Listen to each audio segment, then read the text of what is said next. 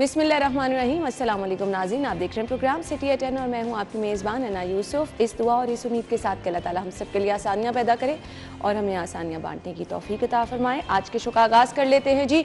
शहर में कोविड सूरत हाल तो काफ़ी बेहतर नज़र आ रही है। अल्लाह ताला का लाख लाख शुक्र है कि केसेस अब कम नज़र आ रहे हैं, रिपोर्ट होना कम हो चुके हैं। एहतियात हमने उसी तरह से बरकरार रखनी है ताकि हम ये जो सूरत हाल को कंट्रोल किया है इसको आगे भी मेंटेन कर सके। लेकिन ख़तरे की एक चीज़ और है जी, गैस्ट्रो पेशेंट जो है वो सामने आए हैं और 2000 मरीज़ों का एक साथ सामने आना। गर्मी की शिद्दत बहुत ज़्यादा बढ़ रही है, पानी का इस्तेमाल ज़्यादा होना चाहिए, लेकिन साथ ही साथ साफ़ पानी का इस्तेमाल एक क्वेश्चन मार्क है। शहर में साफ़ पानी की शदीद किल्लत है। इसके लिए हुकूमत की जानिब से बारहा कहा गया कि जी इक़दाम किए जाएंगे। अब महंगा पानी किस तरह से कोई ख़रीद के पिए, ज़रूरी ये चीज़ है कि आप लोगों ने अपनी सेहत का ख्याल किस तरह से रखना है। आप कम से कम पानी को बॉयल करके पी सकते हैं। चूँकि पानी की इनटेक इस मौसम में ज़्यादा हो जाती है, तो अगर गंदा पानी पिएंगे इससे जो है हेपेटाइटिस और दीगर अमराज भी बढ़ सकते हैं। हम प्रोग्राम में आगे चल के इस पर बात करेंगे, शहर की दीगर खबरें भी डिस्कस करेंगे, अपने मेहमानों से भी आपकी मुलाकात कराएंगे। आगाज़ कर लेते हैं कुछ मौसम की सूरत हाल से, क्योंकि कल मौसम जो था वो बहुत ज़्यादा शदीद गर्म था। तो आज का मौसम कैसा है जानते हैं टुडेज वेदर में। हमारे साथ कोमल मौजूद हैं। कोमल, बताइए मौसम आज कैसा है, इस वक्त बाहर टेम्परेचर क्या है और क्या प्रेडिक्शन की जा रही है, पूरा दिन मौसम कैसा रहेगा? जी बिल्कुल अन्ना, शहर लाहौर के मौसम के हवाले से बात की जाए, मौसम जो है वो खुश्क है। गर्मी की शिद्दत में काफ़ी ज़्यादा इजाफा देखने में आ रहा है, जबकि गर्म मरतूब हवाओं की वजह से दर्जा हरारत में भी इजाफा हो गया है। इस वक्त बाहर का दर्जा हरारत जो है वो 36 डिग्री सेंटीग्रेड रिकॉर्ड किया जा रहा है, यानी कि बहुत ज़्यादा गर्मी महसूस की जा रही है। और हवा में नमी का तनासुब 38% और हवा की रफ्तार 2 किलोमीटर फी घंटे के हिसाब से रिकॉर्ड की जा रही है। शहरी जो है वो गर्मी से बहुत ज़्यादा निढाल नजर आ रहे हैं और साथ ही साथ पसीने से शराबूर भी हैं। और दर्जा हरारत जो है वो उसमें तो काफ़ी ज़्यादा इजाफा तो हो रहा है। महकमा मौसमियात की जानिब से आज दिन भर ज़्यादा से ज़्यादा दर्जा हरारत जो है वो 42 डिग्री तक जाने का इम्कान जाहिर किया गया, यानी कि बहुत ज़्यादा गर्मी महसूस की जाएगी। और शहरियों को ताकीद की गई है कि घरों से निकलते वक्त मास्क इस्तेमाल लाजमी करें, गर्मी की शिद्दत से बचने के लिए सर को ढांप कर गुजरें।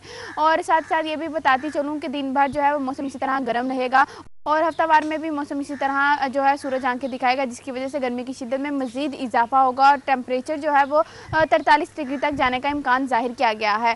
43 डिग्री का मतलब है कि बहुत ज़्यादा गर्मी होगी आइंदा हफ्ते में।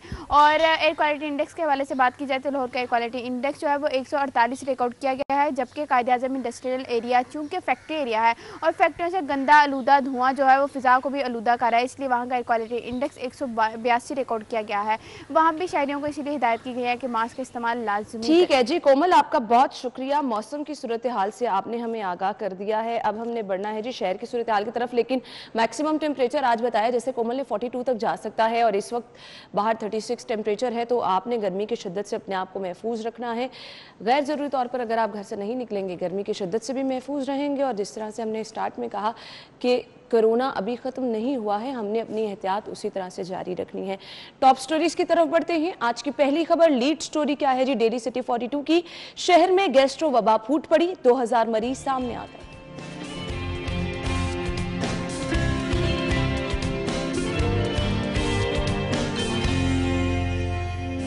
पोलियो फ्री लाहौर के लिए मेहनत जारी, कमिश्नर लाहौर की ज़ेर सदारत इजलास।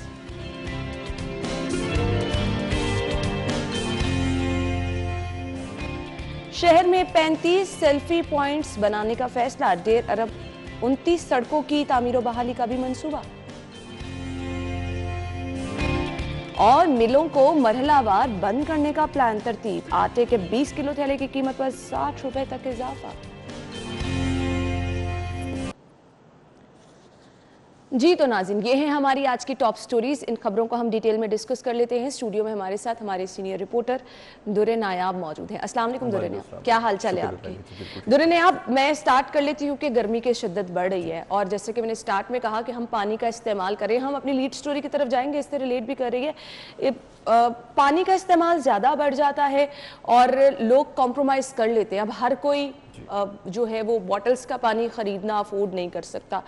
आप पानी का इस्तेमाल ज़्यादा करते हैं और फिर जिस तरह से हम देख रहे हैं कि गंदा पानी पीने की वजह से बीमारियां बढ़ती चली जा रही हैं, क्या कहेंगे? देखें जी, ये बड़ा इंपॉर्टेंट पॉइंट है कि आप लाहौर में जहाँ जाते हैं आजकल आपको पता है इमली आलू बुखारे का शरबत, सिकंजी लगी होती है, जगह जगह आपको स्टॉल्स छोटे-छोटे नजर आ रहे हैं। उसके बाद खाने चाटी की लस्सी कहीं लिखा है, कहीं अब लोगों ने तो तोड़ निकाला है गर्मी का। अब कहीं पे कांजी बिक रही है, कहीं कुछ हो रहा है ना। आपके पास बहुत सारी ऑप्शंस होती हैं कि आप जब 40 या 45 डिग्री आपको लग रहा हो, फील लाइक होता 39 या 40 से शो कर रहा है, बेहतर कौन समझ सकता है, सारा दिन आप लोगों ने फील्ड में रहना है। 45 46, तो आप कहीं भी एहतियात किए बगैर फौरन ठंडा पानी पीते हैं, ठंडी स्कंजी पी लेते हैं आप ठंडा, उसके बाद इमली आलू बुखारे का शरबत पी लेते हैं।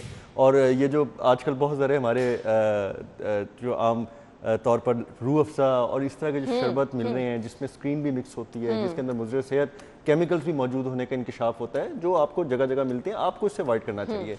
अब होना क्या चाहिए, हुकूमत जहाँ इतनी मेहनत कर रही है, हमारी इंतज़ामिया जहाँ बहुत ज़्यादा मेहनत कर रही है, उनको ठंडा पानी जो फिल्टर्स आपके लगे होते हैं, फिल्ट्रेशन प्लांट्स, उसके साथ ठंडे पानी के कूलर्स लगाने चाहिए ताकि वहां से शहरी रुके, अपनी पानी की बोतल उनके पास हो। कौन सी ख्वाबों की बातें करने लगे? ठंडे पानी वो फिल्ट्रेशन प्लांट ही ठीक करा रहे हैं जिनकी टूटियां गायब हैं। कोई एक ऐसा काबिल अमल आइडिया जो हम दें, चलें ये होने वाला काम है ना। आप देखें, अगर आप साहिबे हैसियत हैं, आप घर के बाहर एक वाटर कूलर लगाएंगे, और बहुत सारे लोगों ने लगाए हुए हैं। अगर यही सरकारी मकामात पे जहाँ पे इनके ट्यूबवेल्स हैं, जहाँ पे इनके फिल्ट्रेशन प्लांट बकौल इनके जो काम कर रहे हैं, आप वहाँ पे एक ठंडे पानी का कूलर जो है किसी भी मुखैर हजरात के ताउन से लगा दें और उसी ट्यूबवेल से उसको बिजली मिल जाए, ठंडा पानी लोग पीते रहे साफ, क्योंकि ट्यूबवेल से निकलने वाला पानी बहुत साफ होता है। जब वो बोसीदा लाइनों से गुजर कर लोगों के घरों तक जाता है तो आर्सेनिक और गंद आलूद और मुजरे सेहत जो उसके अंदर केमिकल तो मिल चुके होते हैं। पानी अगर आपको एट सोर्स पॉइंट जहाँ पे ट्यूबवेल से निकल रहा है साफ मिल जाए, ठंडा मिल जाए, सरकार को भी दुआएं देंगे और आवाम जो है वो अपने इन मैदा और पेट की बीमारियों से भी महफूज रहेंगे। गैस्ट्रो फूटने की सबसे बड़ी वजह आपने सही कहा कि ये मुजर सेहत, शरबत, पानी और जो चीजें मिल रही हैं पीने की है। फिर आप जो खाना खा रहे हैं बाहर से, हम ओवर ईटिंग भी कर लेते हैं, बाहर का खाना खा रहे हैं, उस खाने के पकवाई के दौरान जो पानी इस्तेमाल हो रहा है वो भी जाहिर बात है फिल्टर पानी या मिनरल वाटर यूज नहीं हो सकता उसके अंदर। वो जो भी चीज़ इस्तेमाल हो रही है उसके अंदर भी इसके एक कतरा पानी अगर आपको आर्सेनिक मिल जाए तो आपका तो मैदा और आपका तो पेट गया। तो हमें इन चीज़ों का ख्याल करना चाहिए। सरकारी हद तक फिल्ट्रेशन प्लांट के साथ आप कम से कम पीने के पानी की कूलर लगा दें और लोग जो हैं वो मेहरबानी करके अब वो टाइम आ गया कि अगर आपको अपनी सेहत बचानी है तो आपको काम वाली जगह पे, कॉलेज, यूनिवर्सिटी में घर से कुछ बना के खाने के लिए लाना होगा। आप उसको एज ब्रेक में आप खाएं और खाने के बाद आप घर जाके ही खाना खाएं, क्योंकि बड़ा मुश्किल हो गया कि अगर आप अफोर्ड नहीं करते ना अच्छा होटल, अच्छा रेस्टोरेंट, अच्छा कोई फास्ट फूड की चेन, किसी जगह पे बैठ के आप खाना आपकी जेब गुंजाइश नहीं देती, तो फिर आपको रेडी ठेलों से भी थोड़ा सा मोहतात रहना, क्योंकि आप यहाँ पर सफाई सुथराई का कितना ख्याल रखा जा रहा है इस चीज का आप अंदाजा कर सकते हैं। बाहर जो लोग चीजों की खरीदारी के लिए जाते हैं तो आप लोग अपनी सेहत पे प्लीज जो सड़क पे बेच रहा है, कुछ भी बेच रहा है, उसके अंदर जो धूल, मट्टी, गंद, उसके बाद गर्दो गुबार का जो एलिमेंट उसके अंदर है वो आप अवॉइड ही नहीं कर सकता। अगर वो बहुत ईमानदारी के साथ साफ पानी से इस्तेमाल करे, आपके बर्तन जो वो धो रहा है, आपको एक उसने अगर फर्ज करें दही बल्ले की प्लेट या चाट की प्लेट डाल के दी तो एक ही बर्तन उसके पास होता है, उसी में वो प्लेट हंगालता है, उसी के बाद दोबारा वो उठा के अगले ग्राहक को दे देता है। तो ये बहुत ज्यादा सीरियस इश्यूज हैं। अच्छा जी, 2000 मरीज अचानक से आए हैं और शहर के टीचिंग अस्पतालों में इमरजेंसी में डॉक्टर्स के मुताबिक हर तीसरा जो पेशेंट आ रहा है वो गैस्ट्रो का ही है। ये तो रिपोर्टेडली है ना, आपके घर में भी कुछ ऐसे लोग होंगे जो कहेंगे कि जी पेट आज थोड़ा गड़बड़ कर रहा है और ऐसा लग रहा है कि मतली आ रही है, भाई ऐसा लग रहा है कि शायद हमें कोई मोशंस आ रहे हैं। तो वो पेशेंट्स जो हॉस्पिटल गए ही नहीं, जो डॉक्टरों के पास गए ही नहीं, जिन्होंने देसी तरीकों से इलाज कर दिया, किसी ने कहवे में इलायची दालचीनी डाल के इलाज करा लिया, किसी ने जो हमारी माएँ और बुजुर्ग करते हैं इलाज करा लिया, वो तो गए नहीं, रिपोर्ट नहीं हुए। जो 2000 लोग रिपोर्ट हुए अचानक से, इट मीन्स कि ये तेजी से आ रहा है, आप इसको इग्नोर नहीं कर सकते। ठीक है, अब हमने इसको इग्नोर नहीं करना। और डॉक्टर जाहिद जो है MS हैं जी, डॉक्टर जाहिद, उनके मुताबिक वाज़े तौर पे कहा गया है कि पीने का पानी जो है उसका खास ख्याल रखें, वो साफ होना चाहिए, उस पर कॉम्प्रोमाइज़ नहीं करना चाहिए। थोड़ा सा मैं इसको दूसरी तरफ स्टोरी को डिस्कस करना चाह रही हूँ। हुकूमती दावे दुरनायाब धरे के धरे रह गए हैं। गवर्नर साहब खासे मुतहरिक नजर आए, साफ पानी को लेकर हुकूमत की तरफ से बड़े बड़े दावे किए गए। माजी में हुकूमत की जानिब से जो फिल्ट्रेशन प्लांट लगाए गए उसके हालात हम वक्तन फवक्तन दिखाते रहते, टूटियां गायब हो चुकी हैं, बाहर ही कूड़ा पड़ा है और फिल्ट्रेशन प्लांट बहुत सारे तो बंद पड़े हैं। क्यों हुकूमत की तरजीहात अवाम की सेहत नहीं है? देखिए जी, लाहौर शहर का एक्वाफर जो है, जो ज़ेर ज़मीन पानी है, वो तकरीबन अब तबाह बर्बादी की तरफ जा रहा है। बिल्कुल। उसके अंदर कोई अगर आर्सेनिक या कोई दीगर मुद्रे सेहत एलिमेंट ना हो तो ये आउट ऑफ क्वेश्चन है, ऐसा नहीं है। उसकी सबसे बुनियादी वजह है कि लाहौर शहर के पोश तरीन इलाकों में, अगर मैं बात करूँ डिफेंस की बात करूँ, मैं आपको बहुत सारी ऐसी सोसाइटीज़ हैं जिसके अंदर आउट ऑफ द जो state of the art facilities available है, वहाँ भी फिल्ट्रेशन प्लांट लगे हुए हैं। वहाँ भी लोग अपनी 19 लीटर की बोतल भरने, उनका ड्राइवर, उनका मुलाजिम, आपको नजर आएगा कि वहाँ पे लोग आ रहे हैं और बोतल भर के घर लेके जा रहे हैं। भाई अगर लाहौर का पानी इतना ही साफ है तो उन सोसाइटियों में इतना अच्छा साफ पानी क्यों नहीं आ रहा? अच्छा, मैं इस चीज़ पे आप बीट भी करते हैं वासा की, हमारे पास MD वासा, वाइस चेयरमैन वासा जब कभी भी आए हैं वो कैटेगोरिकली ये बात कहते हैं कि हम टैप वाटर पीते हैं। मुमकिन कैसे है, मुझे सिर्फ ये बता दें। आज आपने बहुत अच्छा क्वेश्चन किया है, मैं ये बताना बड़ा ज़रूरी समझता हूँ कि जब आप ज़मीन के अंदर से 200 से 400 से 600 फुट तक पानी मुख्तलिफ जगहों पे मुख्तलिफ आपका एक्वाफर डाउन लेवल है, आप वहाँ से पानी निकालते हैं तो जो पानी ट्यूबवेल से लेकर फिल्टर प्लांट जो उसी ट्यूबवेल पे लगा होता है वहां तक बहुत जबरदस्त पानी होता है। और वो टैप वाटर जो होता है वो पीने के काबिल क्या, आपके मतलब के सारे बॉडी के लिए बहुत मुफीद भी होता है, क्योंकि जमीन के अंदर से जो जेन्युइन मिनरल आ रहे होते हैं वो आ रहे होते हैं, उसमें तो कोई फिल्ट्रेशन ऐसी नहीं होती। ठीक है। अब जब वो जाते हैं इस लाहौर शहर के बोसीदा निज़ाम से जो 1960 का लगा हुआ है, 1950 का लगा हुआ है, जब उससे गुजर के आपके इलाके गड़ी शौक जाते हैं, आपके इलाके इछरा जाते हैं, सन्नाबाद जाते हैं, जौहर टाउन जाते हैं, गुलबर्ग जाते हैं, तो वो पानी आलूदा हो चुका होता है। और जिस वक्त वो शहरी के घर के अंदर जाता है तो वो पाइप भी इतना बोसीदा होता है, लोहे के पाइप, आपको पता है जंगालू सिस्टम में हम तो आज बदल नहीं सके, लोग पॉलीथीन और हाई लेवल की डेफिशिएंसी के जो पाइप्स हैं उनकी तरफ जा रहे हैं, और हम जो है अभी तक वो लोहे के पाइपों से नहीं निकल सके। तो आर्सेनिक की सबसे बुनियादी वजह वहां पे डेवलप होती है कि आपके ट्यूबवेल से जमीन से पानी ठीक निकल रहा है, लेकिन आगे बोसीदा निज़ाम है, उस पर पैसे लगाए नहीं जाते। पिछली गवर्नमेंट ये कहती थी कि जो दिखता है वो बिकता है, लिहाजा जमीन के नीचे अगर पैसे लगाए गए तो हमें किसने वोट देने हैं, हमने कहां से वोट कैश करने हैं। भाई आपका तो विजन और था, आप तो कहते थे कि बुनियादी सहूलियात पे जितना ज्यादा काम PTI की गवर्नमेंट करेगी वो करेगी, लेकिन अब तक 3 साल के अंदर ज़ेर ज़मीन इंफ्रास्ट्रक्चर में कोई बेहतरी नहीं ला सकेगी। बिल्कुल ऐसे सिर्फ एक चीज हुई है कि बारिशी पानी को महफूज करके बहुत सारी चीजों को हर्डल्स बना के आपने अपना एक्वाफर लेवल एक जगह पर रोक लिया। ये बहुत बड़ी कामयाबी है कि जो सालाना और उसमें भी दुरे नायाब जिस लेवल हो सकता था अभी नहीं किया गया, अभी 1-2 मकामात नहीं किया गया। अगर इस पे अच्छा काम किया जाता, आपके 12-13 ऐसे मकामात हैं जहां पे बारिशी पानी को स्टोर करने की जरूरत है, किया जाता तो आप जो 3 मीटर सालाना पानी गिर रहा था नीचे, आप उसको अगर रोक लेते, आज तो रोक लिया, आप इसको और घटा सकते थे और बड़ा अच्छा काम हो सकता है। खैर, हम इस खबर को वाइंड अप करेंगे। जिस तरह से आपको हुकूमती तरजीहात नजर आ रही हैं, साफ पानी के लिए इकदाम ना तो किए जा रहे हैं और ना ही आगे किए जाते नजर आ रहे हैं। अब आपने अपने आप को जो है वो मौसमी असरात, गैस्ट्रो की बीमारी से बचाना है। साफ पानी हर सूरत यकीनी बनाएं। जगह जगह जो ठेले लगे हैं, जो स्टॉल्स लगे हैं, वहाँ से अगर आप अपनी प्यास बुझाने के लिए, गर्मी की शिद्दत को कम करने के लिए मुख्तलिफ मशरूबात का इस्तेमाल कर रहे हैं तो जितना कम हो सकता है वो कीजिए। अपने पास पानी की बोतल रखिए, साफ पानी ही जो है वो आपकी सेहत की जमानत है। अगली खबर है जी पोलियो फ्री लाहौर, इसके लिए इकदाम किए जा रहे हैं और हम देखते हैं जी 12 मुहिम चलाई जाती है और पीछे कामयाब मुहिम भी चलाई गई, 2-3 मुहिम ऐसी चली। अब मजीद इसकी कामयाबी को किस तरह से यकीनी बनाया जा सकता है, कमिश्नर साहब मुतहरिक नजर आ रहे हैं। प्लान क्या है, ब्रेक के बाद डिस्कस करेंगे, हमारे साथ रहिएगा।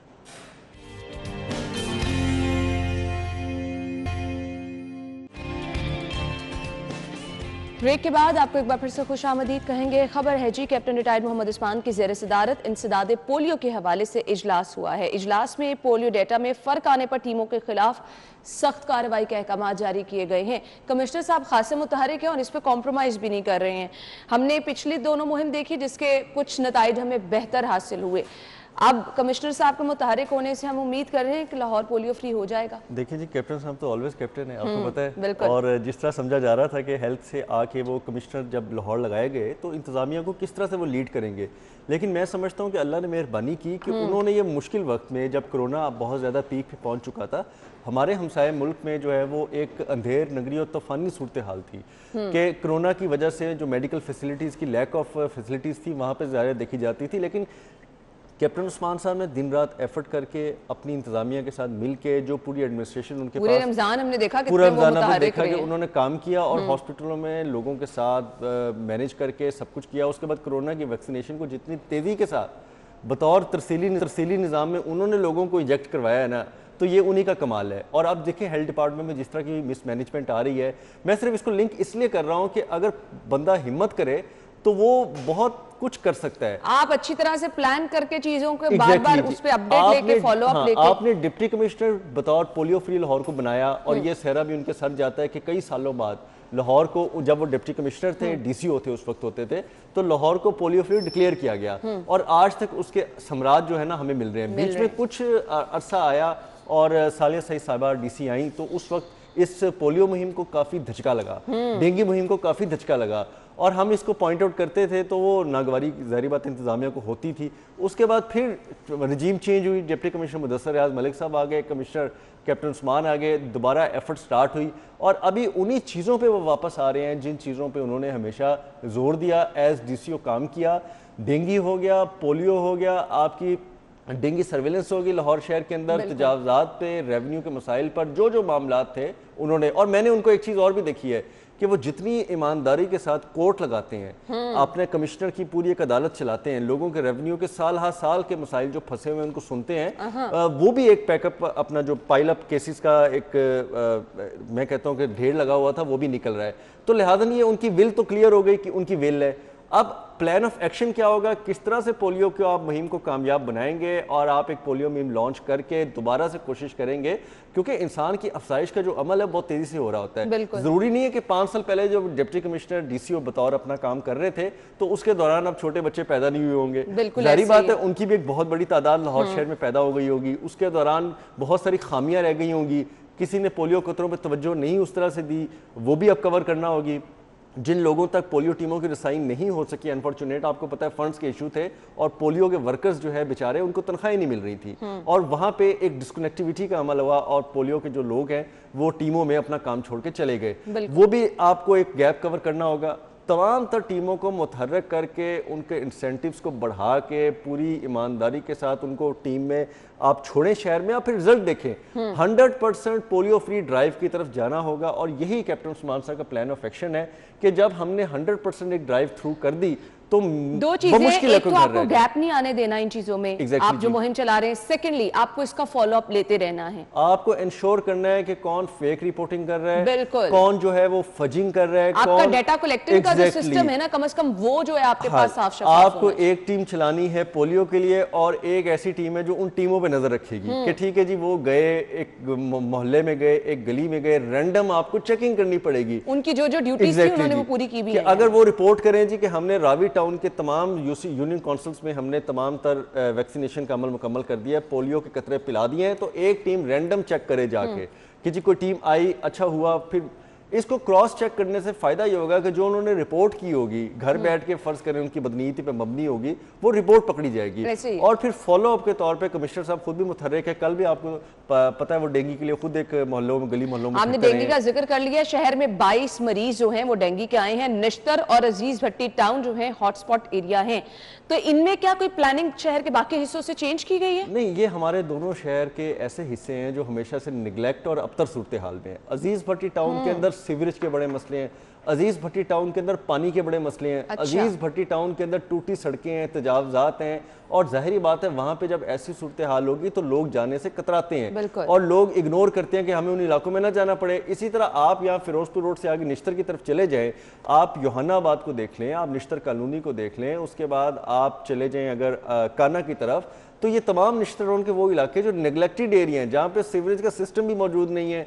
पीने का पानी साफ नहीं है, ट्यूबवेल्स वहाँ पे सही काम नहीं कर रहे, सड़कें वहाँ पे नहीं बनी हुई, गली मोहल्लों के अंदर इतनी आबादी है, एक घर के अंदर 10-10 लोग रहने वाले हैं, छोटे घर है लेकिन आबादकारी ज्यादा है। तो इन दो इलाकों को हॉटस्पॉट इसलिए भी डिक्लेयर किया जाना जरूरी है कि यहाँ पे वर्किंग आपको बहुत ज्यादा चाहिए और यहाँ पे बुनियादी सहूलियात का फुकदान है, यहाँ पे आबादकारी बहुत ज्यादा है, गुर्बत ज्यादा है, गरीब लोग यहाँ पे कम रहते हैं, दिहाड़ीदार तबका यहाँ पे ज्यादा रहता है।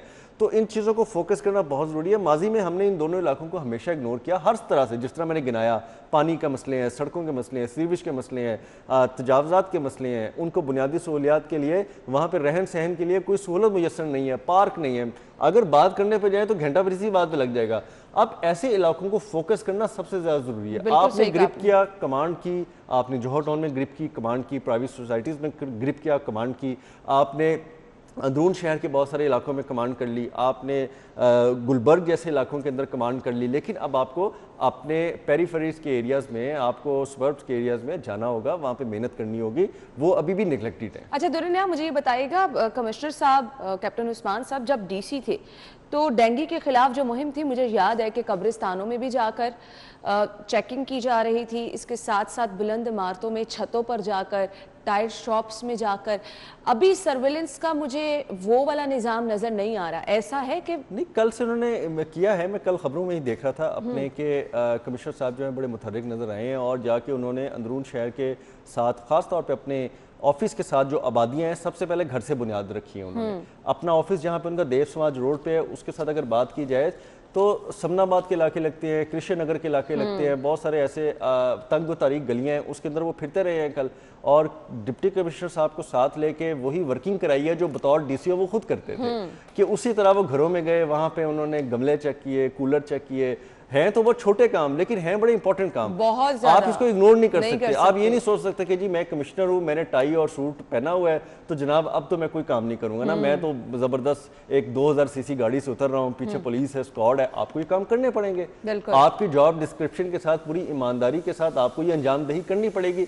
यही मकसद था कमिश्नर साहब का पूरी एडमिनिस्ट्रेशन को अपने साथ ही वर्किंग कराने का। और अगर ये इस वर्किंग पे डिप्टी कमिश्नर, असिस्टेंट कमिश्नर, आपका फील्ड स्टाफ चल पड़ता है तो हम 100% डेंगू जैसी वबा पे भी काबू पा लेंगे। बिल्कुल, इंशाल्लाह ऐसे ही है। लेकिन इस खबर को वाइंड अप मैं इस तरह से करूंगी कि जहां कहीं पे फील्ड स्टाफ, जहां पर पे कमिश्नर साहब, डीसी साहब इसको लेकर मुतहरिक हैं, थोड़ी सी आप लोगों को भी अपनी जिम्मेदारी का एहसास करना है। पोलियो टीमें जब आपके घर आए, प्लीज उनके साथ ताउन कीजिए, अपने बच्चों को पोलियो के कतरे जरूर पिलाएं।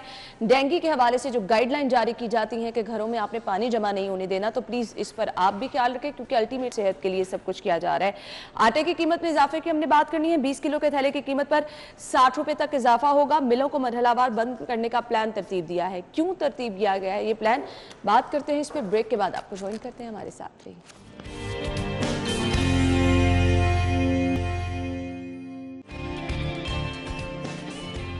ब्रेक के बाद आपको एक बार फिर से खुश आमदीद कहेंगे। प्लान ये तरतीब दिया जा रहा है कि मरहलावार जो है वो मिलों को बंद किया जाएगा। आटे के 20 किलो के थैले की कीमत पर 60 रुपए तक इजाफा होगा। ये मिलों को क्यों बंद किया जा रहा है दुरेना? आप देखें जी, फिर जब टाइम होता है इनका नोटिस लेने का और जब टाइम होता है चीज़ों को सेटल करने का, तब ये बैठे रहते हैं। और नोटिस की तो ना ही बात करें आप। ये खुद वो नोटिस और है। हाँ। ये खुद मौका देते हैं कि एक बंदा जो है ना वो तेज़ी के साथ उठे और उठ के हुकूमत के अगेंस्ट ही खड़ा होकर एक पूरी मुनज़्ज़म जो है वो लॉबिंग कर ले। जब आप लॉबिंग का टाइम किसी को दे रहे हैं तो फिर वो इस तरह तो करेगा। आपको याद है आपने कुछ अर्सा पहले यही खबर हमसे यहाँ जब डिस्कस की तो मैंने आपको कहा कि ये एक लॉबी बनने वाली है। आप चीनी स्कैंडल को रोकते हैं, रोते हैं, आप किसी और बात को करते हैं। जो आटा का हाल होने वाला है, इनसे तो 1 रुपया कम करके मार्केट में उसकी इम्प्लीमेंटेशन नहीं कराई जा सकती। इतनी बुरी कारकर्दगी है हमारे प्रैक्टिकली इस गवर्नमेंट की। तो आप जब कोई इस तरह की लॉबिंग हो जाएगी, चाहे वो चीनी की है, चाहे वो मुर्गी के गोश्त की है, चाहे वो आटे की है, आप उसको रोक नहीं सकते। अब सबको एक तरीका पता लग गया है कि हमने हुकूमत को किस तरह से लिटाना है और हमने उसके साथ किस तरह से अपनी बातें मनवानी है और किस तरह इनकी दुखती रगे हैं कि जिन पे आप पाँव रखेंगे या जिन पे आप हाथ रखेंगे, नब्ज दबाएंगे तो आपको रिजल्ट मिलेंगे। अब हम उसी तरफ जा रहे हैं। एक दिन अगर आटे की किल्लत शहर में पैदा होना शुरू हो जाए तो 2 से 3 दिन के अंदर ऐसी सूरत हाल पैदा हो जाएगी, बहरान पैदा हो जाएगा कि आप उसको कंट्रोल नहीं कर सकेंगे। आपने सही कहा। फिर आप 3 दिन कवर करने के लिए पूरा महीना इसी तरह होंगे कि गली मोहल्लों में ज़बरदस्ती पकड़ के जो मिलें चल रही हैं उनके ट्रक खड़े करके बेच के फोटो सेशन करा के आप कहेंगे जी कि सिस्टम बड़ा स्मूथ चल रहा है। लेकिन लोगों को गली मोहल्लों में जो है, दुकानों पे, डिपार्टमेंटल स्टोरों में आटे की किल्लत का सामना होगा। बिल्कुल, 2 चीजें हैं। फ्लोर मिल्स मरहलावार बंद करने का ऐलान किया है, वाज़ेह तौर पे कहा गया टैक्स वापस नहीं होगा। तो ये सहूलत बाजार में क्या किया जा रहा है? सीएम साहब की स्टेटमेंट मेरे सामने है, वो कहते हैं 10 किलो आटे का थैला 430 रुपए में मिलेगा सहूलत बाजार में। आप क्वालिटी चेक कर लें ना उस आटे की, अगर उस आटे को आप गूंदने में भी कामयाब हो जाए ना अच्छे तरीके से तो मैं भी आपको मान जाऊंगा। ठीक है, वहीं से आटे की क्वालिटी का अंदाज़ा हो जाएगा। उस आटे के अंदर इतनी शिकायत हैं जो सरकार दे रही है, वो गूंथते हुए बाज़ औक़ात लोग जो है, जो होटल वाले हैं, तंदूरों वाले हैं, वो शिकायत करते हैं कि ये तो ऐसा आटा है कि वो आटे की ना लेठी बन जाती है, आप उसको सही तरीके से गूंद नहीं पाते। अब देखें, जब आप उसके अंदर से सारी चीज़ें निकाल लेंगे, आप उसके अंदर से उसके इंग्रेडिएंट्स को निकाल के आपको एक फोका आटा दे देंगे, तो आप उसका क्या करेंगे? आप उसको बेशक 60 रुपए सस्ता बेचें या 100 रुपए कम बेचें, वो लेकर भी लोग खा के मैदे और पेट की अमराज में मुब्तला हो जाएंगे। जो एक्चुअली आटा है, जो कोटे के तहत गंदुम जो आपकी दी जा रही है मिलों जिसको आपने दावा इस दफा किया कि रिकॉर्ड गंदुम हुई है, आप उसकी इम्प्लीमेंटेशन मार्केट में उसी तरह करवा लें तो आपका कोई मसला ही नहीं है। लेकिन आपने करनी नहीं है ना, आपने हाथ बांध के बैठे रहना है, आंखें बंद किए रखनी है कबूतर की तरह, और जब बिल्ली सर पे पहुंच जानी है ना, तो आपने इसको इशू बना के लोगों को वहां पे सरवाइव करवाना है। बिल्कुल, और इससे लोग जो है वो सफर करेंगे। आटा आपको मिलेगा नहीं, मार्केटों में होगा नहीं, आपके ट्रक खड़े हो जाएंगे, वहां पे आप बहुत ही अच्छी जो नस्ल का आटा नहीं है वो लेने पे मजबूर होंगे, और हुकूमत जो है ना फोटो सेशन कराएगी, ट्रक के साथ एक एसी खड़ा होगा और वो तस्वीर बना रहा होगा कि जो लोग आ रहे हैं और 860 रुपए का आटा लेके और फिर आप देखें कि हुकूमती वज़रा बड़े बड़े दावे करेंगे कि हमने प्रेस रिलीजें आएंगी आपकी, सस्ता आटा फराहम कर दिया, हमने तो बहुत कुछ किया। यूटिलिटी स्टोर से भी खबरें ये मौसूल हो रही हैं कि आटा और घी की फराहमी जो है मुमकिन नहीं बना सके। यूटिलिटी स्टोर के तो हमेशा मैं खिलाफ रहती हूँ। यहाँ से जब कभी भी हमने रिपोर्ट किया है, आपको रैक्स खाली दिखाए गए हैं, ये दिखाया गया है कि जो जिन चीजों, वो चाहे चीनी है, वो चाहे आटा है, खास तौर पर हमेशा किल्लत रही है। अब लोग नहीं जाना पसंद करते। आपने अपना एक कौमी इदारा जो यूटिलिटी स्टोर कॉर्पोरेशन थी उसको डुबो दिया, आपने उसके अंदर ऐसी किल्लत पैदा की, चाहे ये गवर्नमेंट है चाहे उससे पिछली गवर्नमेंट है, जिम्मेदारी दोनों पे बराबर आयद होती है। एक मुल्क की बेहतरी के लिए आपका एक ऐसा इदारा जो हर जगह पे आपको सब्सिडाइज चीज़ें बेचने के लिए आपको कोई नया मैकेनिज्म बनाने की ज़रूरत नहीं थी। आप यूटिलिटी स्टोर के अंदर चीज़ों की फराहमी को यकीनी बनाते, और जो सब्सिडी अरबों रुपए की आप बात करते हैं आप इनके थ्रू दे देते। ना आपको सहूलत बाजार करोड़ों रुपए लगा के खर्चा करने की जरूरत, ना आपको स्पेशल बाजार लगाने की जरूरत। वहाँ पे टेंटिंग का खर्चा है, कुर्सियों का खर्चा है, अमले का खर्चा है, पंखे लगाने हैं, जनरेटर चल रहे हैं, और वही पैसे अगर आप दूसरी तरफ, और वही पैसे जो करोड़ों रुपए के अखराजात हैं बाजार लगाने के, वो आप चिपिंग कर दें यूटिलिटी स्टोर या किसी और रनिंग सेटअप के अंदर, तो आपको क्या मुश्किल है? वो नहीं करना आपने। बिल्कुल, आपने सिर्फ आटा सियासत करनी है, चीनी सियासत करनी है, मुर्गी सियासत करनी है, बहरान सियासत करनी है। आपने ये कहना है कि लूटमार हो गई है पिछली गवर्नमेंट ने सब कुछ कर दिया। पता नहीं ये पिछली गवर्नमेंट वाले हसार से कब बाहर निकल पता नहीं ये कब तक हमें तो इस चीज की सजा दी जा रही है कि वोट जो है ना नई गवर्नमेंट को क्यों दे दिया, क्योंकि हम पिछली गवर्नमेंट से नहीं निकल पा रहे। सही कह रहे हैं आप, उस हसार से तो बाहर नहीं निकल हम पा रहे। खैर, अब ये टैक्स वापस ना लिए गए तो जैसे कि दुर्रे ने आपने स्टार्ट में कहा था कि जी शदीद बहरान पैदा हो सकता है और फिर उसको कवर करना जो है बहुत ज़्यादा मुश्किल हो जाएगा। नाज़रीन, वज़ीर आला की ज़ेर सदारत ये इजलास हुआ है जिसमें वज़ीर आला की जानिब से ख़ास तौर पर ये अहकामात जो हैं वो जारी किए गए हैं। हमने अगली खबर की तरफ बढ़ना है। अगली खबर हमारे पास क्या है जी? अगली खबर से मैं आपको आगाह करती चलूँ। शहर में 35 सेल्फी पॉइंट्स बनाने का फैसला किया गया है। 1.5 अरब से 29 सड़कों की बहाली और तामीर का मंसूबा जो है ये बनाया जाएगा। ये अच्छा इकदाम उठाया गया है। इससे पहले भी हमने देखा कि शहरियों को सहूलत फराहम करने के कुछ ऐसे पॉइंट्स बनाए गए थे जहां पर शहरी आए एंटरटेनमेंट के गर्ज से भी, और थोड़ा सा उनके लिए वो जगह की अट्रैक्शन भी जो है वो भी देखने में आती। क्या कहेंगे दुर्रे ने, आप क्या फैसला किया? बिल्कुल जी, अट्रैक्शन वाली बहुत अच्छी जगह है। जिस तरह आपने देखा है रेस कोर्स पार्क के अंदर सेल्फी पॉइंट बनाया गया और आई लव लाहौर लिख के बड़ा खूबसूरत उसको एक इकदाम दिया गया। लोग पार्क में तो आते थे, वॉक भी करते थे, जॉगिंग भी करते थे, सैर भी करते थे, लेकिन उनको एक एक्स्ट्रा एक्टिविटी मिल गई। अब आपके पास लाहौर में अवेलेबिलिटी क्या है, ये बड़ा ज़रूरी है इस फैसले में।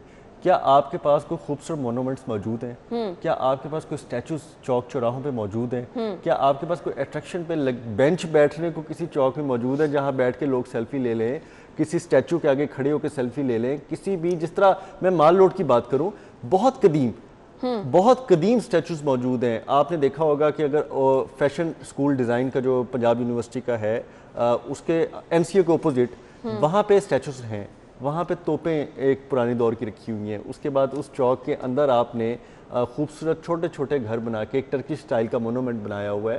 भाई 2-4 पॉइंट्स तो आपके पास हैं, लेकिन आप इस तरह से सेल्फी पॉइंट्स का बड़ा ऐलान करके अगर पीछे कोई अट्रैक्शन नहीं देते तो आप क्या करेंगे? आपके पास अट्रैक्शन ही कहीं नहीं है। हम लाहौर शहर में तो 3 सालों के अंदर टूटी फूटी सड़कों में चले गए।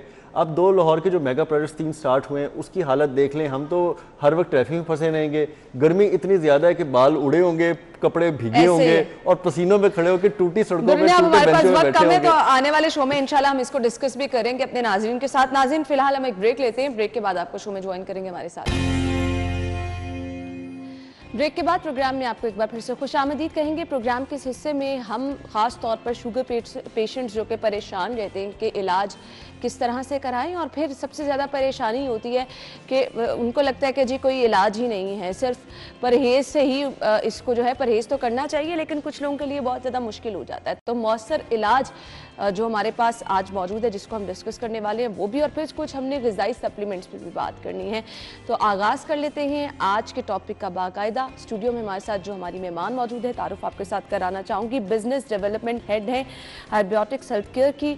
हमारे साथ हमारी मेहमान मौजूद हैं सैम साहिबा, ने खुशामदीद कहेंगे। अस्सलाम वालेकुम, क्या हाल चाल है? आई एम फाइन, आप बताएं कैसी हैं? बिल्कुल ठीक ठाक, थैंक यू सो मच। कुछ चीज़ें मेरे लिए हैरान कुन भी हैं, जिस तरह से डायबिटीज़ के पेशेंट हमेशा से परेशान रहते हैं कि उनको इलाज के हवाले से प्रॉब्लम्स रहती हैं, अद्वियात पे ही रहना पड़ता है।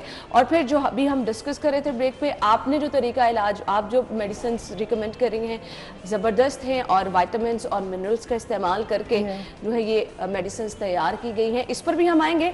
सबसे पहले हमने आगाज़ करना है जी, ग़िज़ाई सप्लीमेंट्स होती क्या हैं, इसका फ़ायदा क्या होता है, बताइएगा सैम साहब। Dietary supplements are basically the nutrients which we use to supplement our diet. Dietary supplement consist of vitamins, minerals, herbs, fiber, fatty acids and amino acids. ये सारी चीज़ें वो हैं जो मिलके dietary supplement बनाती हैं। ठीक है, dietary supplement में ये सारी चीज़ें होती है, vitamins होते हैं, minerals होते हैं, herbs होती हैं, फैटी एसिड्स होते हैं। अच्छा, इनकी इंपॉर्टेंस अपनी जगह, लोगों को बताना बहुत ज्यादा जरूरी होता है, बहुत ज्यादा जरूरी है ये क्या है एक्चुअली, जब तक क्योंकि लोगों को डिटेल में नहीं बताया जाता, लोग इसके लिए उस तरह से अपने आप को मेंटली भी प्रिपेयर नहीं करते हैं। तो मैं चाहूंगी आप बताएं कि ये है क्या, कितना जरूरी है ये इंसानी सेहत के लिए। बेसिकली लोग बहुत ज्यादा इसे मिसअंडरस्टैंड कर रहे हैं आजकल लोगों को ये लग रहा है कि these are the medicines. Basically these are not medicine. Dietary supplements जो है वो ऑल्टरनेटिव मेडिसिन होते हैं, ये मेडिसिन नहीं है, और ना ही इनकी मेडिसिन की तरह के कोई साइड इफेक्ट हैं। बेसिकली डाइटरी सप्लीमेंट्स बने होते हैं न्यूट्रिएंट से, ये विटामिन, मिनरल्स एंड हर्ब से, और न्यूट्रिएंट्स की हमारी बॉडी को एज यू नो ज़रूरत होती है टू फंक्शंस प्रॉपरली। जिस तरह हमें भूख लगी है तो हमने अपने पेट को भरने के लिए खाना खाना होता है, और इसी तरह हमारी बॉडी के ऑर्गन्स ने प्रॉपरली फंक्शन करने के लिए उनको ज़रूरत होती है सारे न्यूट्रिएंट्स की, जो हमें मिल रहे होते हैं फूड से। और अगर फूड को देखा जाए तो फूड भी हमारी प्रॉपर इनटेक हम फूड का नहीं ले रहे। प्रॉपर इनटेक ना होने की वजह से, सफिशिएंट इनटेक ना होने की वजह से बच्चों में सबसे ज्यादा ये बच्चों में प्रॉब्लम बहुत ज़्यादा है। प्रॉपर फूड इनटेक ना होने की वजह से हमारे अंदर न्यूट्रिशनल डेफिशिएंसी हो जाती है, और न्यूट्रिशनल डेफिशिएंसी लीड कर रही होती है बहुत सारे क्रोनिक डिजीजेस को। ठीक है, तो ये डाइटरी सप्लीमेंट्स क्यों ज़रूरी हैं, उनका लेना क्यों ज़रूरी है, और कौन कौन से लोग इनको लेंगे, किन किन को लेना चाहिए।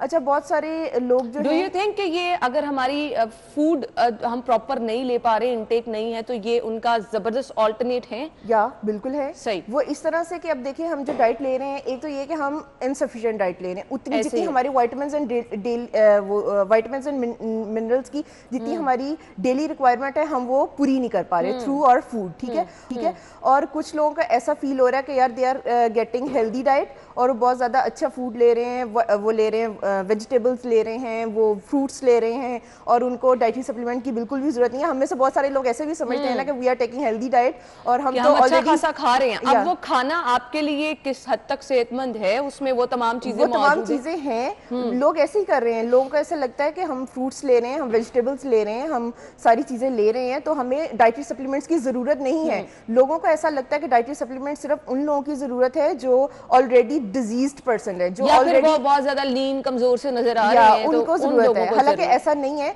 जो लोग फूड इंटेक कर भी रहे हैं, वेजिटेबल्स या फ्रूट्स ले भी रहे हैं, वो भी जिस सोर्स से ले रहे हैं आपको पता है कि वो भी आर्टिफिशियल सोर्स है। अच्छा सैम, आप एग्री करेंगे कुछ लोग ऐसे हैं हमारे यहाँ दूध पीना बिल्कुल पसंद नहीं करते हैं, खास तौर पे बच्चे ऐसे हैं, वेजिटेबल्स बिल्कुल पसंद नहीं करते हैं, कुछ लोग मीट लवर्स नहीं है, तो मेरे ख्याल से उनके लिए ये चीजें बहुत जरूरी हैं जो प्रॉपर एक सेगमेंट ही अपनी डाइट में से मिस कर देते हैं। या उनके लिए तो बहुत जरूरी है, बट मेरे ख्याल में ये सभी के लिए ज़रूरी है। सही, हर एक के लिए supplements are the need of the day, और हर एज में ज़रूरी है, हर एज में ज़रूरी ठीक है। बच्चों के लिए अलग से सप्लीमेंट्स होते हैं, कि बच्चों में बहुत ज़्यादा न्यूट्रिशनल डेफिशिएंसीज हैं, बच्चे ग्रो नहीं कर रहे प्रॉपर्ली, उनके ब्रेन ग्रो नहीं कर पा रहे, या हाइट जितनी प्रॉपर होनी चाहिए, डेवलपमेंट बच्चों की जितनी होनी चाहिए, जितनी ग्रोथ होनी चाहिए उतनी नहीं हो रही। सेम वुमेन के साथ भी यही मसला है, मेंस के साथ भी यही मसला है। मतलब बचपन से लेकर, शुरू से लेकर, बच्चों से लेकर हर एज के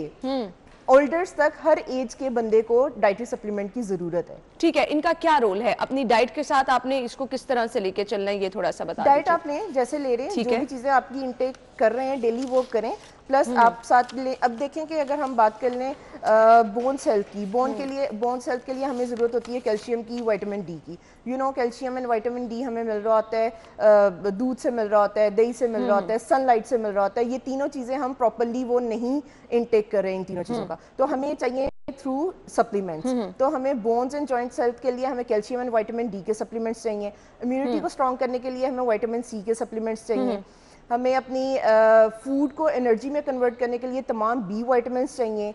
प्लस हमारी बॉडी को स्ट्रेंथन करने के लिए सारे बी विटामिन्स की ज़रूरत होती है। हमारी विजन हेल्थ के लिए विटामिन ए चाहिए, हमारी स्किन हेल्थ के लिए विटामिन सी एंड ई चाहिए, बायोटिन चाहिए हेयर हेल्थ के लिए। तो ये तमाम विटामिन्स एंड मिनरल्स हमें चाहिए। हेयर हेल्थ की आपने बात की, मैं थोड़ा सा डिटेल में बात कर लेती हूँ। लोग इससे बहुत परेशान रहते हैं। I am one of those person जिनका मसला ये रहता है, बाल नहीं बढ़ रहे हैं, बाल गिर बहुत रहे हैं। तो हेयर हेल्थ के लिए भी क्या सप्लीमेंट्स मौजूद हैं? हमारे पास कंप्लीट रेंज है। हमारे पास ब्यूटी सप्लीमेंट्स हैं जिनमें hair health, skin health, nails health. जी, अब लोगों का मसला हल हो गया। अगर आपको ब्यूटी रिलेटेड कोई इशू है तो सप्लीमेंट्स मौजूद है, हेयर रिलेटेड कोई इशू है तो आपके पास सप्लीमेंट्स मौजूद हैं। तो किस तरह से ये चीज़ें कवर करती हैं? बाल गिरना बंद हो जाते हैं, बालों की ग्रोथ भी अच्छी हो जाती है? बिल्कुल ऐसे है। Biotin is the basic vitamin, is a B vitamin जिसकी बॉडी को ज़रूरत होती है for keratin production, for collagen production. तो उसमें ये होता है कि बायोटिन के लेने से हमारी बॉडी की केराटिन की प्रोडक्शन बढ़ती है। Keratin is basically an amino acid जो हमारे बालों को स्ट्रेंथन करता है, जो हमारे बालों की ग्रोथ के लिए बहुत ज़रूरी अमाइनो एसिड है, प्रोटीन है। ठीक है, तो बायोटिन केराटिन की प्रोडक्शन बढ़ाता है, जिससे आपके बाल जो हैं वो गिरना बंद हो जाते हैं, आपका हेयर फॉल बिल्कुल कम हो जाता है, हेयर ग्रोथ स्टार्ट हो जाती है, हमारी स्किन हेल्थ बहुत अच्छी हो जाती है, हमारे नेल्स बहुत अच्छे हो जाते हैं। So biotin is the superb vitamin. जी, तो हम अगर खाना अच्छा खा रहे होते हैं तो हमें समटाइम हमारी फूड में वो चीज़ें जो है मिस भी हो जाती हैं, जिसकी वजह से अल्टीमेटली हमारे बालों पर जो है वो असर हो या फिर हमारी स्किन अच्छी हो। तो आपके पास ये ज़बरदस्त सप्लीमेंट मौजूद हैं जो कि आपके हेयर और स्किन के लिए भी बहुत ज़्यादा ज़रूरी है। आजकल इन चीज़ों पे लोग बहुत ज़्यादा जो है वो बहुत ज़्यादा लोगों को थोड़ी सी एक्टिव रहते हैं, कुछ ऐसा मिले हमें कि हमारे बाल अच्छे रहे, हमारी स्किन अच्छी रहे, क्योंकि ये बेसिक वो है ना कि आप अच्छा दिखना शुरू हो जाते हैं इससे। तो अच्छा मुझे बताइएगा, इसके क्या कोर्स करने पड़ते हैं? कंप्लीट कोर्स तो नहीं है, ये ऐसा है कि आपको इसको अपनी लाइफ का पार्ट बनाना है। डाइटरी सप्लीमेंट्स को जिस तरह हम फूड ले रहे हैं नॉर्मली, हम सुबह दोपहर शाम रात खाना खा रहे हैं, इसी तरह हमें दिन में ये लेना है, डाइटरी सप्लीमेंट को लेना है।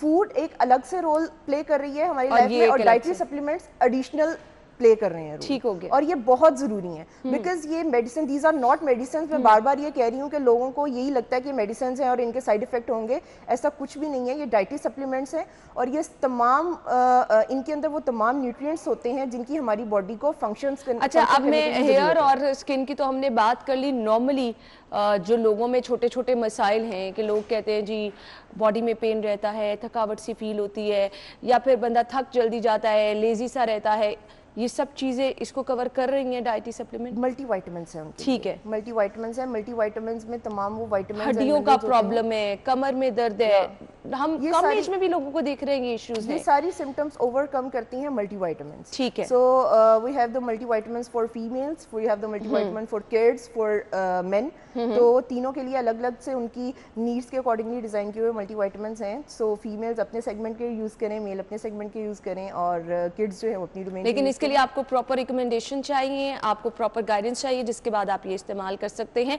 खरीद कहाँ से सकते हैं लोग, मुझे ये बता दें। अब जब इतने सारे फायदे लोग सुनते हैं ना, तो सबका दिल करता है कि यार अगर इतना अच्छा इसका फायदा है तो हमको खरीदना है। हमारे ना सारे सप्लीमेंट्स हैं, we are available at all pharmacies, all chain pharmacies in all over Pakistan. जितनी भी बड़ी फार्मेसीज, चेन फार्मेसीज हैं, सब पे हम अवेलेबल हैं। We are also available in all social media platforms. हम फेसबुक पे भी हैं, हम इंस्टाग्राम पे भी हैं, हमारी वेबसाइट भी है, दैट इज यानी ऑनलाइन भी ऑर्डर कर सकते हैं। हमारी वेबसाइट है दैट इज herbiotics.com.pk, वहाँ से आप ऑनलाइन बाई कर सकते हैं। ठीक है। प्लस हमारा पूरा डिपार्टमेंट है, we have the nutritionist, dieticians and pharmacist. Call करके कस्टमर्स हमसे कंप्लीट डिटेल्स ले सकते हैं, अपनी सिम्टम्स बता सकते हैं, अपनी चीज़ें इंडिकेशंस बता सकते हैं, हम उनके अकॉर्डिंगली उनको गाइड करके फिर सजेस्ट करते हैं। चलिए जी, अब आपको ये भी बता दिया है कि अगर आप ये सप्लीमेंट्स खरीदना चाह रहे हैं, अगर आपको भी इस तरह की कोई ग़िज़ाई किल्लत का सामना नहीं भी है तो ये बहुत ज़रूरी है आपकी सेहत के लिए, तो आप खरीद सकते हैं। कहाँ से ये भी आपको बता दिया है हमने। डायबिटीज़ के हवाले से भी बात करनी है। डायबिटीज़ के पेशेंट जो हैं वो बहुत ज़्यादा परेशान रहते हैं, तो किस तरह से उनका इलाज मुमकिन है, हम ब्रेक के बाद आते हैं, हमारे साथ रहिएगा। अफसोसनाक वाक़या पेश आए जोहर टाउन के इलाके में। अपने आने वाले बुलेटिन्स में आपको मजीद भी इससे बाखबर रखेंगे। फिलहाल प्रोग्राम का वक्त इख्तिताम को पहुंचा। अपना ख्याल रखिएगा, इजाज़त दीजिए, अल्लाह हाफ़िज़।